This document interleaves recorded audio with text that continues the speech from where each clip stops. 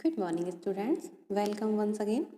बच्चों, आज हम कक्षा 3 की हिंदी व्याकरण पुस्तक वनिशा का पाठ 12 विराम चिन्ह का अध्ययन करेंगे। बच्चों, विराम का मतलब होता है रुकना या आराम करना। ठीक है, तो जब हम किसी चीज़ को लिखते हैं तो उसमें जहाँ रुका जाता है उसे हम विराम कहते हैं, और जहाँ रुकते हैं वहाँ पे कुछ चिन्ह प्रयोग में लिए जाते हैं, उन्हें हम विराम चिन्ह कहते हैं। तो बच्चों, अब हम इस पाठ को शुरू करते हैं। विराम का अर्थ होता है रुकना। बोलते समय अपनी बात को स्पष्ट करने के लिए या किसी बात पर बल देने के लिए कुछ देर रुका जाता है। ठीक है ना। लिखते समय इस प्रकार रुकने के लिए चिन्ह प्रयोग किए जाते हैं, इन्हें ही हम क्या कहते हैं? विराम चिन्ह कहते हैं। समझ में आया? बोलते समय अपनी बात को स्पष्ट करने के लिए या किसी बात पर बल देने के लिए कुछ देर रुका जाता है। ठीक है ना।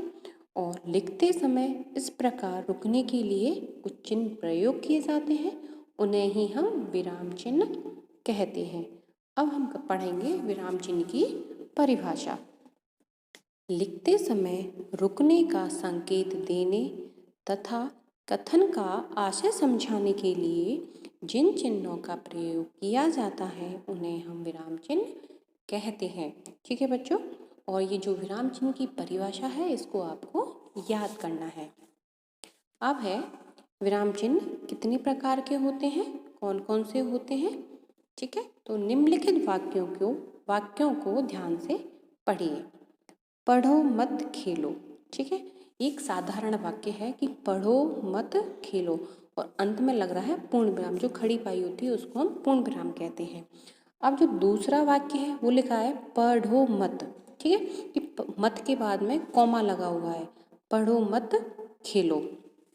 ठीक है, और जो तीसरा वाक्य है उसमें लिखा है पढ़ो मत खेलो। अब तुम तीनों चीज़ों को अच्छे से देखोगे तो समझ में आ जाएगा कि पहला वाक्य तो साधारण वाक्य है जिसमें पूर्ण विराम का प्रयोग हुआ है, और दूसरा है वो हमने जैसे ही उसमें कोमा लगाया, ठीक है, तो वहाँ क्या हो गया, कॉमा को कहते हैं हम अल्प विराम। जहाँ हमने अल्प विराम का प्रयोग किया तो वहाँ से उस क्या होगा, जो कहने का जो मतलब है वो ही बदल जाता है।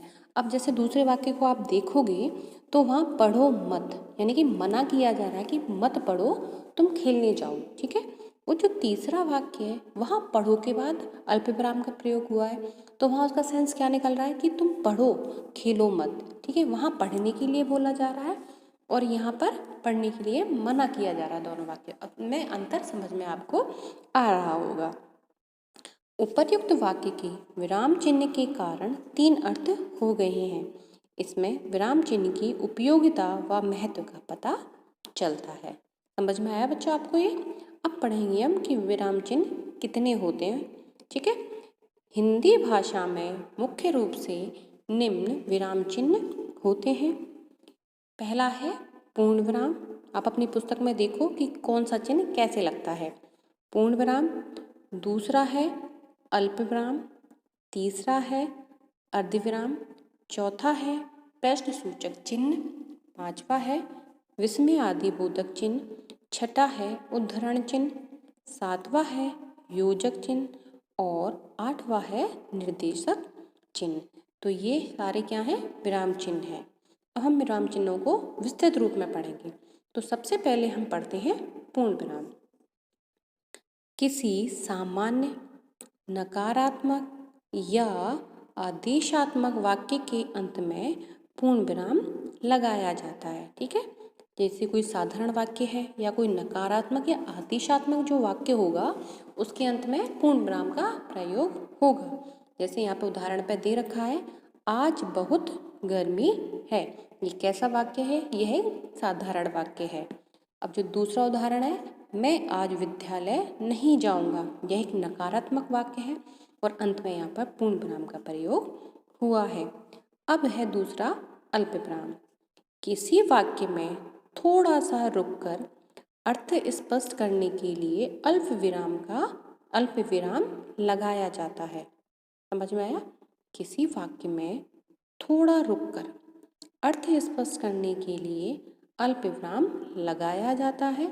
जैसे निशु, अभी हम रुक रहे हैं, निशु पापा जी के पास जाओ। ठीक है। धर्म, अर्थ, काम और मोक्ष की सिद्धि हमारे जीवन का लक्ष्य है। अब यहाँ पर धर्म, अर्थ के बाद में क्या लगा हुआ है? अल्प विराम का प्रयोग हुआ है यहाँ पर। अब है तीसरा अर्ध विराम। किसी वाक्य में पूर्ण विराम से, किसी वाक्य में, यहाँ पर ये गलत लिखा हुआ है, पूर्ण विराम नहीं आएगा, यहाँ आएगा अल्प विराम। किसी वाक्य में अल्प विराम से कम देर ठहरने के लिए विराम चिन्ह का प्रयोग किया जाता है। ऐसे नहीं है बच्चों, ये किसी वाक्य में पूर्ण विराम से अर्ध विराम से थोड़ा सा ज़्यादा जहाँ रुका जाएगा वहाँ पर अर्ध विराम चिन्ह का प्रयोग होगा। ठीक है ना।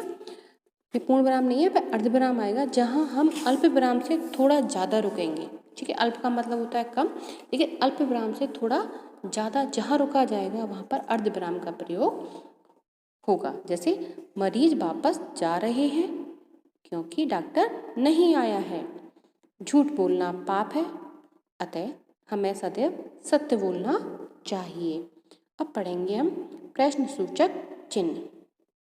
जिस वाक्य में प्रश्न पूछा जाता है उसके अंत में प्रश्न सूचक चिन्ह लगाया जाता है। जैसे तुम कहाँ जा रहे हो, आप किस शहर में रहते हो। क्वेश्चन पूछा जा रहा है तो वहाँ पे क्या होगा? प्रश्न सूचक चिन्ह लगाया जाएगा।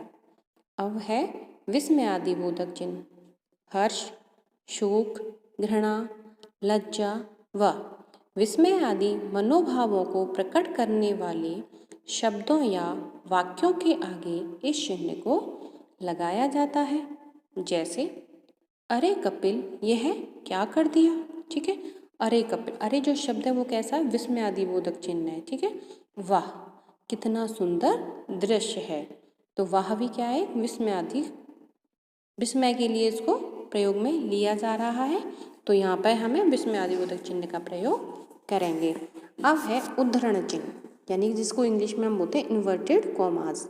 जहाँ कहने वाले के कथन को उसी के शब्दों में उद्धृत करना हो वहाँ इस चिन्ह को लगाया जाता है। अब आप देखो बच्चों, राम ने कहा, जब कोई बात कही जा रही है, राम ने कहा वीरों आज लंका को जीत कर ही रहेंगे। जो कह रहा है उसकी जो बातें हैं उनको उद्धरण चिन्ह के अंदर लिखा जाता है। लोकमान्य तिलक ने कहा स्वराज्य मेरा जन्मसिद्ध अधिकार है, तो स्वराज्य मेरा जन्मसिद्ध अधिकार को हमने किसमें? उद्धरण चिन्ह के अंदर लिखा है। अब पढ़ेंगे हम योजक चिन्ह। दो शब्दों का परस्पर संबंध दर्शाने के लिए इस चिन्ह को लगाया जाता है।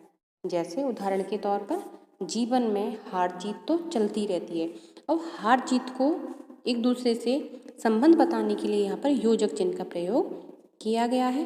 राधा और कृष्ण, ठीक है, राधा कृष्ण में भी संबंध है, तो राधा कृष्ण सदैव स्मरणीय है, तो राधा और कृष्ण के बीच में भी इस योजक चिन्ह का प्रयोग हुआ है। अब है निर्देशक चिन्ह। इस चिन्ह का प्रयोग प्राय निर्देश देने अथवा अपनी बात को स्पष्ट करने में किया जाता है। प्राय संवादों में इसका प्रयोग होता है। जैसे गुरुजी ने समझाया, समझाया के बाद यहाँ पे क्या लगा हुआ है? निर्देशक चिन्ह। देर करना ठीक नहीं। अनाया नित्या, जरा इधर आओ, इधर आना, तो अनाया और नित्या के बीच में क्या लगा हुआ है? निर्देशक चिन्ह लगाया हुआ है।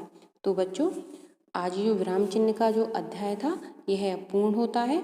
अब हम इस पाठ में हमने क्या पढ़ा वाले भाग पर आते हैं।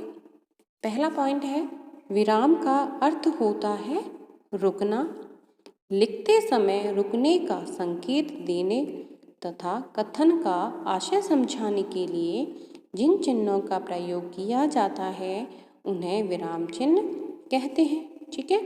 अब है हिंदी भाषा में प्रमुख रूप से, ठीक है, हिंदी भाषा में प्रमुख रूप से पूर्ण विराम, अल्प विराम, अर्ध विराम, प्रश्न सूचक चिन्ह, विस्मयादिबोधक चिन्ह योजक चिन्ह, निर्देशक या विवरण चिन्ह का प्रयोग किया जाता है। तो बच्चों, आपको यह पाठ अच्छे से समझ में आ गया होगा। अब हमारा यह अध्याय यहीं समाप्त होता है। धन्यवाद।